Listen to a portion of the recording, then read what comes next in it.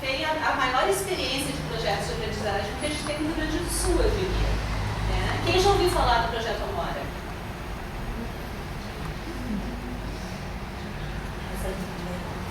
Yes. Quando a Raquel me pediu alguma experiência minha maior experiência com projeto de aprendizagem é a convivência com o pessoal da aplicação que trabalha com o Amora. Por que Amora? Existe uma conotação metafórica no chamar esse projeto de Amora. Quem consegue imaginar, eu até coloquei a Amora ali para a gente ter uma ideia. As duas funções. Cada aluno é um grãozinho. Né? O professor também está ali junto. E a Amora é por isso. Porque a gente vai juntar vários alunos. A gente já vai falar sobre quem são os alunos que participam do Amora. Não é toda a escola da educação. Eles têm agora para o ensino médio um projeto parecido que é o Pixel. Mas o Pixel não é um projeto que eu participe muito, então eu não quis compartilhar o que eu ia ler com vocês, né? Eu estou compartilhando as coisas que eu vi fazer, que eu vi acontecer, que eu convivo com as pessoas. Qual é a grande proposta? Como é uma escola vinculada a uma instituição de ensino superior, federal, onde os professores que trabalham nessa escola são todos, no mínimo, mestres. Eu tenho mestre em drama, eu tenho mestre em educação, eu tenho mestre em artes, eu tenho mestre em me ajudem, sei lá, em linguística, em educação física, em movimento. Quase todos os professores que trabalham na aplicação ou são mestres, ou são mestrandos, ou são alunos da URGS, ou foram alunos da URGS em alguma pós-graduação. É um centro de pesquisa que visa transformar e construir com seus alunos pequenos investigadores. Então, a proposta pretende reestruturar o currículo. Porque a gente falar em projeto de aprendizagem e não pensar no currículo, né, Roseli? As pessoas dizem, tá, em que horário de aula eu vou fazer isso? É a grande dúvida, né? O Amora parece que encontrou uma solução hoje mais aplicável por causa da escola de tempo integral, né? Mas eles encontraram uma proposta. A intenção, vocês conhecem, é o que a gente estava conversando antes, né? É construir conhecimento pelo projeto de aprendizagem com várias disciplinas. Não é só a professora de português, não é só o professor de educação física, não é só a professora de artes. Vários professores interagem com aqueles grupos na construção dos seus projetos que vão ser publicados com o uso de alguma tecnologia. Um blog, uma wiki, o YouTube. Se vocês colocarem no YouTube projetos de aprendizagem Amora, vocês vão encontrar os resultados, as publicações de muitos projetos dos alunos. Não vamos poder ver hoje, até porque eu baixei alguns vídeos para vocês. Como é que isso é feito, então? Como vocês fizeram, né? Os estudantes de turmas diferentes participam de atividades conjuntas sem distinção de turma ou série. Essas séries diferentes são o 6º e 7º ano da escola. Tá? Os assuntos e problemas de pesquisa são escolhidos pelos estudantes. Eles apresentam na hora que eles se reúnem para a construção do projeto. O nosso grupo pensou em... pensei em 2 projetos que eu assisti, o nascimento deles. Um projeto era: por que o cachorro, quando vai dormir, fica sapateando ao redor do lugar que ele vai dormir? Isso era um projeto de aprendizagem. E outras pessoas tinham outras propostas, e a gente vê que quando a criança faz a sua pergunta e coloca para o grupo a sua dúvida, sempre vai aparecendo assim: que legal, eu nunca tinha pensado nisso. Prof, posso trocar de grupo? Sim. A condição é para trocar de grupo agora, enquanto respondendo o tema. Existem regras. E tu vai construir com os teus colegas deste grupo a resposta para essa pergunta. Não adianta lá no meio do projeto dizer assim: não quero mais, não gostei, eu vou para outro grupo. Não é simplesmente a criança vai fazer uma pergunta, vai buscar a resposta e desiste no meio do caminho. O projeto é uma ação com procedimentos a seguir. Né?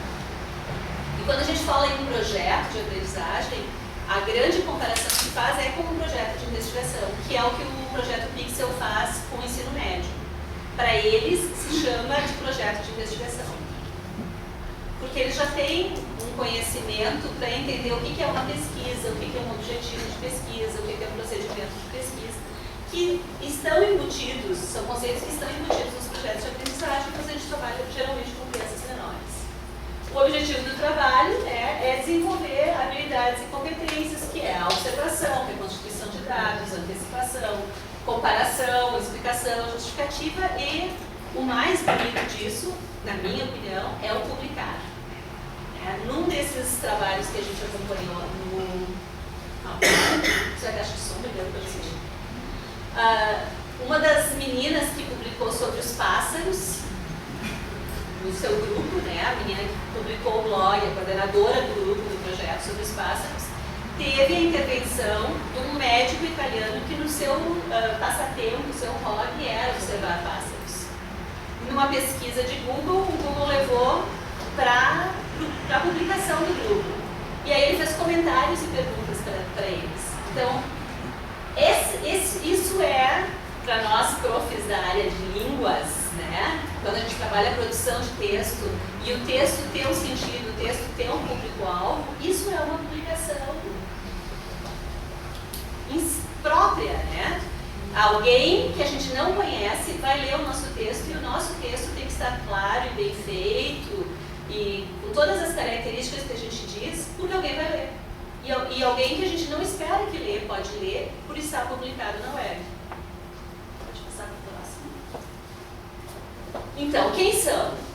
Se a gente pegar o ano de 2012, que é o que está no site do Projeto Amora, nós vamos encontrar 15 professores com 90 estudantes. Esses estudantes são turmas do 6º ano e uma turma de 7º ano. Como é que eles agem? Eles colocam todas as crianças, todos os alunos juntos, num grande espaço, ou 2 grandes espaços, na verdade, 2 grandes salas de aula, para pensar nas suas perguntas de pesquisa. E para apresentar as perguntas para os grupos. E qual é a próxima etapa? Vocês passaram por isso na construção dos projetos de vocês. Elencar. O grupo do fulano, fulaninho, vai pesquisar essa pergunta aqui. É isso que vocês querem? E esses professores se organizam, não em tempo integral, mas existem turnos inteiros dedicados ao projeto. Eles têm também aula de matemática, de ciências, de português, de educação física, de artes, e neste horário que eles têm do currículo, eles também têm, na época era sexta-feira de manhã, todas as sextas-feiras de manhã e um outro dia da semana que eu não lembro, acho que era segunda ou quarta, não tenho certeza, dedicado para discutir e construir o seu projeto de aprendizagem. Os 15 professores estavam na escola nesses horários dos projetos. Os 15 professores atendiam os 90 alunos. Trabalhando, vocês conseguem imaginar como é que é uma sala de aula com esse pessoal?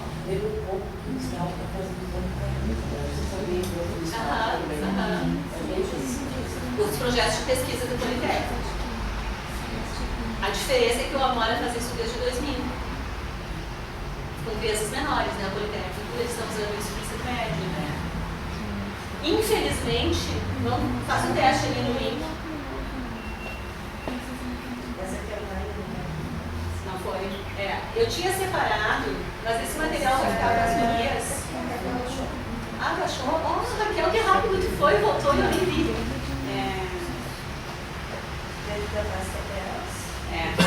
Não vai cumprir.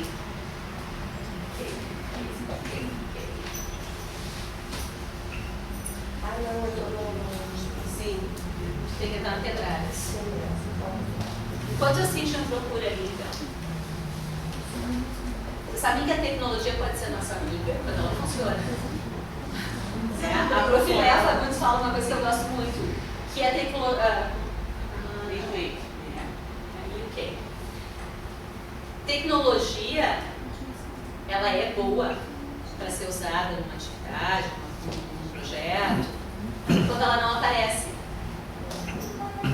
Quando ela aparece, que mostra assim, olha pessoal, isso aqui a gente está mostrando offline, porque a gente está com problema na internet, a tecnologia está aparecendo, mas também está aparecendo o plano B. Quando a gente vai trabalhar com tecnologia, a gente tem que vir mais cedo para testar se as coisas estão abrindo, para dar tempo. Eu tinha o plano B, que algumas coisas estavam já salvas offline. Esse aqui é o plano C de Raquel. Então, aqui é o vlog de um professor do Colégio de Aplicação. Eu não conheço o Joselito, tá? Mas é um professor de História. E nesse vlog, ele divulga o que é o aplicação, o que é o projeto Amora. E mais embaixo ele vai mostrar aí, ó, Amora 1, Amora 2. Isso são publicações dos projetos de aprendizagem dos alunos dele. Em 2012. Os alunos dele, no sentido de os alunos dos grupos que ele orientou. Porque não é os 15 professores atendem 90 alunos. A gente tem professores orientando grupos. 2 professores, 3 professores orientando cada grupo. E aí a gente tem um orientador de pesquisa. Que é o que a gente tem com pesquisa.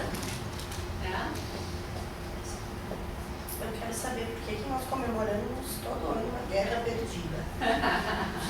Isso tu vai ter que navegar na atividade deles. Tá, mas essas são as perguntas deles, né? Quem diz que não houve escravidão no Rio Grande do Sul? Por que comemoramos todo ano uma guerra perdida? Porque dizem que somos gaúchos. Onde estão os indígenas missioneiros? Isso voltando à questão do currículo, isso poderiam ser perguntas colocadas por um professor de história cumprindo o currículo que ele tem que cumprir? Certamente que sim. Então, o grande medo que as pessoas têm no primeiro contato com o projeto de aprendizagem é: eu vou fugir do currículo. Não foge. Porque a curiosidade, o currículo foi feito em cima de um aprendizado universal, em cima de um conteúdo universal. E a nossa curiosidade vai girar em cima da nossa cultura também.